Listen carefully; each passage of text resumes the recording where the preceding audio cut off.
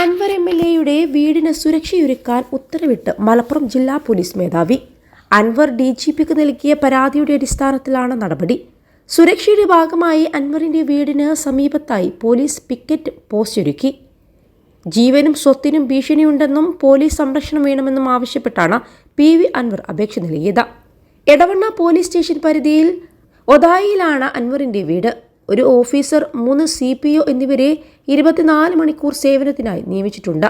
2 police ഉദ്യോഗസ്ഥർ, DHQവിൽ നിന്നും ഒരു ഓഫീസറും CPOയും നിലമ്പൂർ സബ്സ്റ്റേഷനിൽ നിന്നും ഒരു ഉദ്യോഗസ്ഥൻ നിർബന്ധമായും എടവണ്ണ പോലീസ് സ്റ്റേഷനിൽ നിന്നും ഉണ്ടായിരിക്കണമെന്ന് ഉത്തരവിൽ പറയുന്നുണ്ട്. പിക്കറ്റ് പോസ്റ്റിന്റെ പ്രവർത്തനം നിലമ്പൂർ സബ് ഡിവിഷൻ ഓഫീസർ നിരീക്ഷിക്കണം.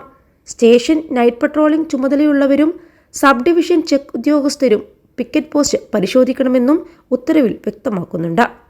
21 ലക്ഷത്തോളം സന്തുഷ്ടരായ ഉപഭോക്താക്കളും 2 ലക്ഷത്തോളം തിമിര ശസ്ത്രക്രിയകളും പൂർത്തിയാക്കിയ മലബാറിലെ ഏക കണ്ണാശുപത്രി Al Salama eye hospital road, Perinthalmanna. നിലമ്പൂരിൽ അൻവറിനെതിരെ കൊലവിളി മുദ്രാവാക്യവും പ്രകടനവും നടത്തിയ സംഭവത്തിൽ 100ഓളം CPM പ്രവർത്തകർക്കെതിരെ പോലീസ് കഴിഞ്ഞ ദിവസം കേസെടുത്തിരുന്നു.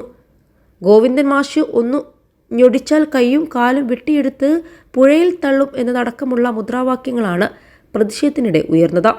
ചെങ്കൊടി തൊട്ട് കളിക്കേണ്ട എന്ന ബാനർ ഉയർത്തിയായിരുന്നു പ്രകടനം നടന്നത്. പ്രകടനത്തിനൊടുവിൽ അൻവറിന്റെ കോലവും കത്തിച്ചിരുന്നു.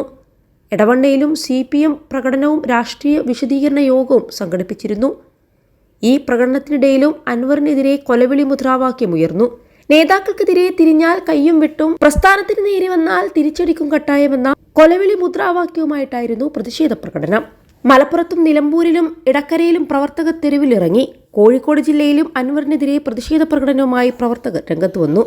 ചെങ്കൊടി തൊട്ട് കളിക്കേണ്ട എന്നാണ് പ്രധാന മുദ്രാവാക്യവും. അൻവറുമായി അടുത്ത ബന്ധമുണ്ടായിരുന്ന നിരവധി പ്രവർത്തകർ പ്രതിഷേധ പരിപാടിയിൽ പങ്കെടുത്തിരുന്നു.